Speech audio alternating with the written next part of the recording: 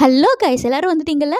இன்னைக்கு நம்ம பார்க்க போகிறது டே 89க்கான எபிசோடு தான். அதுக்கு முன்னாடி யாரெல்லாம் நம்ம சேனலை சப்ஸ்கிரைப் பண்ணாமல் இருக்கீங்களோ சட்டுட்டு போயிட்டு சப்ஸ்கிரைப் பண்ணிட்டு வந்துருங்க. லைக் பட்டனை தட்டி விட்டுருங்க. வாங்க வீடியோக்குள்ளே போயிடலாம். ஓப்பன் பண்ணா டே 88 நைட்டு கார்டன் ஏரியாவில் உட்காந்துக்கிட்டு நம்ம விச்சு மம்மி விஷ்ணு எப்படி இவ்வளோ பாயிண்ட்ஸ் வாங்கினா, அந்த ஒரு பாயிண்ட் எங்கேருந்து வந்தது அப்படின்னு சொல்லி கேட்டுக்கிட்டு இருந்தாங்க. நம்ம பூர்ணிமாக்கு மாயோனிக்ஸன் வின் பண்ணாலே அக்செப்ட் பண்ணிக்க முடியாது, இதில் விச்சு மம்மி நேற்று டாஸ்கில் வேறு ஜெயிச்சிட்டாங்களே, அவங்க எப்படி 3 பாயிண்ட் ஜெயிக்கலாம் அப்படிங்கிறத நினச்சிட்டு அதை மைண்ட் வாய்ஸ் அப்படின்னு சொல்லி நினச்சி தினேஷ் வந்து உங்களை கில் பண்ணியிருந்துருக்கணும், அப்போ தான் கரெக்டாக இருந்திருக்கும், நீங்கள் தினேஷை கில் பண்ணியிருக்கணும், ஏன் பண்ணலை அப்படிங்கிற மாதிரி கேட்டாங்க. எனக்கு தேவை நான் வின் பண்ணணும், அதனால் நான் ஜெயிச்சிட்டேன், அதனால் நான் உனக்கு கில் பண்ணலை, அடுத்தடுத்த ரவுண்ட் வந்திருந்தா நான் கொண்டிருப்பேன் அப்படிங்கிற மாதிரி சொன்னாங்க. இப்போ நீங்கள் 3 பாயிண்ட் வச்சு என்ன பண்ண போறீங்க அப்படிங்கிற மாதிரி கேட்டாங்க. அப்புறம் அதை அப்படியே மழுப்பி வேற மாதிரி பேசினாங்க. இந்த அம்மாவும் ஏதோ பெரிய ஸ்ட்ராட்டஜிலாம் யூஸ் பண்ணி வின் பண்ணதான் நினச்சிட்டு அதை எக்ஸ்பிளைன் வேற பண்ணிக்கிட்டு இருந்தாங்க. இதுக்கப்புறமா பூர்ணிமா இனிமே எல்லார் டார்கெட்டுமே நம்ம விஷ்ணு மேலே தான் இருக்கும், விஷ்ணுவாக தான் இருக்கணும் அப்படின்னு சொல்லிக்கிட்டு இருந்தாங்க. இந்த டிக்கெட்டை வின்னரா விஷ்ணு தான் இருப்பான் போல அப்படின்னு நினச்சி இதுக்கப்புறம் புலம்ப வேற ஆரம்பிச்சிட்டாங்க. நெக்ஸ்ட் டே 89 காலையிலேயே இந்த ரவினாப்புல ஒரு பஞ்சாயத்தில் தூட்டுருச்சு. விச்சு மம்மியை கூப்பிட்டு வாங்க பாத்திரத்தை கழுவுங்க அப்படின்னு சொல்ல, அந்த அம்மாவுக்கு தான் வேலை பார்க்க கூப்பிட்டாலே பிடிக்காதே, இங்கே பாருங்க நான்லாம் வேலை பார்க்க வரமாட்டேன், ஒரு நான் பாத்திரம் விளக்கணும்னா நீங்கள் தான் சமைக்கணும் அப்படின்னு சொன்னாங்க. சரி பரவாயில்ல நானே சமைக்கிறேன் நீங்கள் வாங்க அப்படின்னு இந்த ரவினாப்புல கூப்பிட்டோன்னே சாமா விளக்குற அப்படிங்கிற பேரில் ரவினாவை கழுவி கழுவி ஊற்றிக்கிட்டு இருந்தாங்க.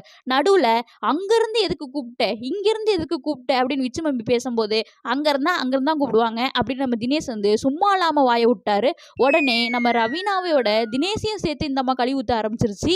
சில பேர்லாம் பார்த்தாலே இரிட்டேட் ஆகுது, போ சொல்லுங்க, இவனை கூடலாம் யார் வாழ்வாங்க, எப்படி இருப்பாங்க, ஏம்மா நீலாம் இனிமேல் திரும்பி வந்துடாத அப்படின்னு தினேஷோட பர்சனலெல்லாம் இழுத்து இந்த அம்மா பேச ஆரம்பிச்சிட்டாங்க.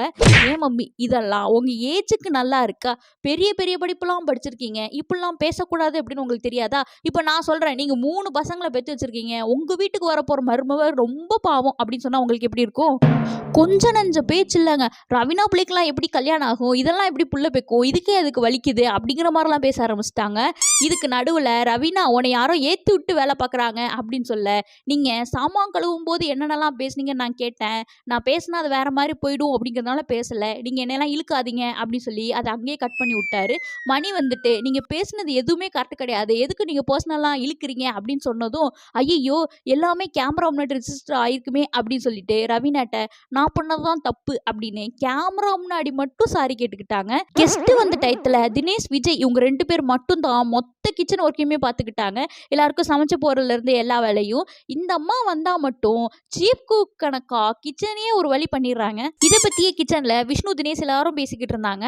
இந்த விஷ்ணு சொல்றாரு, எனக்குலாம் சண்டை போடுற மூடே இல்லைங்க, நான் ஒன்று சொல்லுவேன், இவங்க அதை அப்படி வேற மாதிரி ப்ரொஜெக்ட் பண்ணிடுவாங்க, எனக்கு ஒரு பேரை கொடுத்துருவாங்க, பெரியவங்களையே மதிக்க மாட்டேங்கிறா, மரியாதையே தெரில அப்படின்னு சொல்லிட்டு எனக்கு இதெல்லாம் தேவையா இல்லைங்க அப்படிங்கிற மாதிரி சொன்னாங்க. தினேஷும் ஆமா இதே தான் நான் வந்ததுலேருந்து சொல்லிக்கிட்டு இருக்கேன், என்னை இவங்க அப்படி தான் சொல்லிக்கிட்டு இருக்காங்க அப்படின்னு சொன்னாங்க.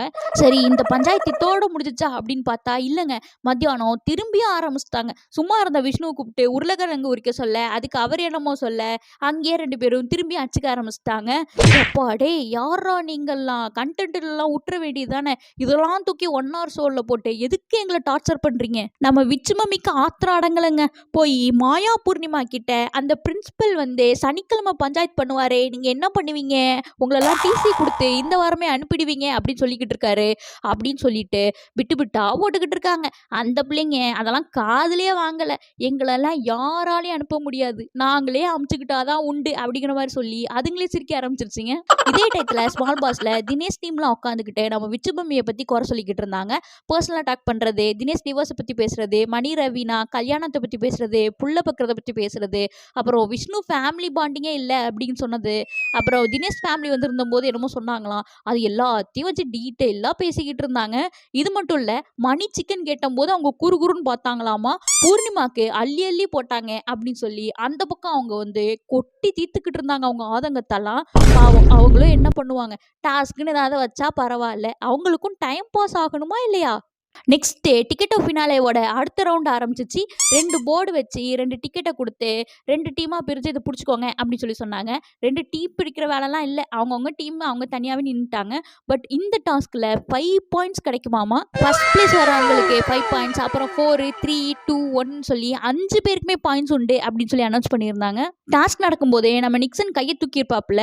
இந்த பிக் பாஸ் அதை உடனே பார்த்துட்டு, ஐயோ ஏற்கனவே இந்த ரெட் கார்டு கிரீன் கார்டு மேட்லயே நம்மளெல்லாம் சோசியல் மீடியாவில் வச்சு செய்கிறாங்க, இதை யாராவது பார்த்துட்டு இது ஒரு பஞ்சாயத்து ஆக்கக்கூடாது அப்படின்னு சொல்லி நிக்சனை ஃபர்ஸ்டே அவுட் பண்ணி விட்டாங்க.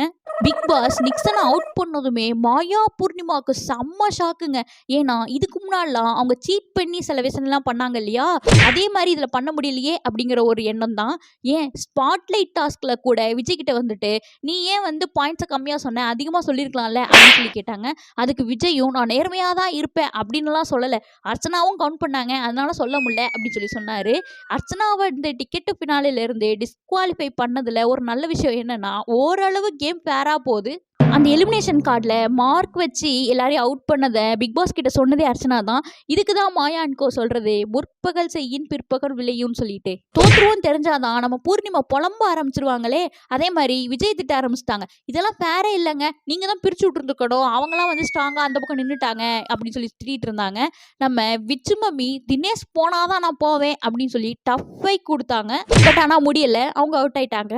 அதுக்கப்புறமா நம்ம பூர்ணிமாவும் மாயாவும் இரிட்டேட் பண்றதா நினைச்சிட்டு ஒன்று பண்ணாங்க பாருங்க. குதிக்கிறது, கத்துறது, சிரிக்கிறதுன்ட்டு கண்ணா அப்படின்னா உளர ஆரம்பிச்சிட்டாங்க. நம்ம பிக் பாஸ் இவங்களை என்கரேஜ் பண்ற மாதிரி பாட்டெல்லாம் வேற போட்டு விட்டாங்க, விட்டுறாதீங்க எப்போன்னு சொல்லிட்டு. ஆனா ஒரு கட்டத்துக்கு மேல நம்ம பூர்ணிமா வாழ முடியல, அடுத்து மாயா விட்டுட்டாங்க. அப்படியே ஒவ்வொருத்தரா விட ஆரம்பிச்சிட்டாங்க, தினேஷ், விஷ்ணு அப்படின்னு சொல்லிட்டு. 5 மணி நேரத்துக்கு மேல நம்ம மணியும் ரவீனாவும் மட்டும் கடைசியா பிடிச்சிட்டு நின்றுகிட்டே இருந்தாங்க. இதுக்கப்புறமா கிச்சன் ஏரியால நம்ம மாயானுக்கோ லாஸ்டா மணி ரவீனா நிக்கிறாங்களா, அவங்க ஒருத்தவங்களுக்கு ஒருத்தவங்க விட்டு கொடுத்துப்பாங்க அப்படின்னு சொல்லி கமெண்ட் அடிச்சிட்டு இருந்தாங்க. 5.5 மணி நேரத்துக்கு மேல கை வலிக்க அவங்க நின்றுகிட்டு இருக்காங்க. உங்களால முடியல, நீங்க விட்டுட்டு போயிட்டீங்க, இப்படிலாம் கமெண்ட் பண்றது நல்லா இருக்கா? இப்போ லாஸ்டா மாயாவும் பூர்ணிமாவும் நின்று அடுத்தவங்க இப்படி கமெண்ட் பண்ணா அவங்களுக்கு எவ்வளவு கஷ்டமா இருக்கும், அப்படிதானே அவங்களுக்கும் இருக்கும். அட் லாஸ்ட் நம்ம மணி விட்டுட்டாரு, ரவீனா வின் பண்ணிட்டாங்க. இந்த கேம்ல Raveena 5 points, Mani 4 point, Vishnu 3 point, தினேஷ்க்கு 2 பாயிண்ட் அண்ட் மாயாக்கு 1 பாயிண்ட். ஓவரால் பாயிண்ட் டேபிள பார்க்கும்போது நம்ம விஷ்ணுக்கு 10 பாயிண்ட் கிடைச்சி ஃபர்ஸ்ட் பிளேஸ்ல இருக்காரு. செகண்ட் பிளேஸ்ல ரவீனா 7 பாயிண்ட்ஸ்ல இருக்காங்க. தேர்ட் பிளேஸ்ல மணி 6 பாயிண்ட்ஸ்ல இருக்காங்க. இப்போ வரைக்கும் டிக்கெட் ஆஃப் ஃபினாலே போறதுக்கு அதிக வாய்ப்பு நம்ம விஷ்ணுக்கு தான் இருக்கு. அவ்வளவுதான் இன்னைக்கான பிக் பாஸ் எபிசோட். இந்த மாதிரி பிக் பாஸ் அப்டேட் உங்களுக்கு வேணும் அப்படின்னு நினைச்சீங்கன்னா மறக்காம நம்ம சேனலை சப்ஸ்கிரைப் பண்ணி வச்சிருங்க. இந்த வீடியோ பிடிச்சிருந்துச்சுன்னா லைக் பண்ணிடுங்க. இந்த டிக்கெட் ஆஃப் ஃபினாலே டாஸ்க்கை பற்றியும் இதில் யார் வின் பண்ணி ஃபஸ்ட்டு ஃபைனலிஸ்ட்டாக ஆவாங்க அப்படிங்கிற உங்கள் கருத்துக்களை கீழே கமெண்ட் பண்ணுங்கள். இன்னொரு வீடியோவில் பார்க்குறேன். Thank you, tata, bye by.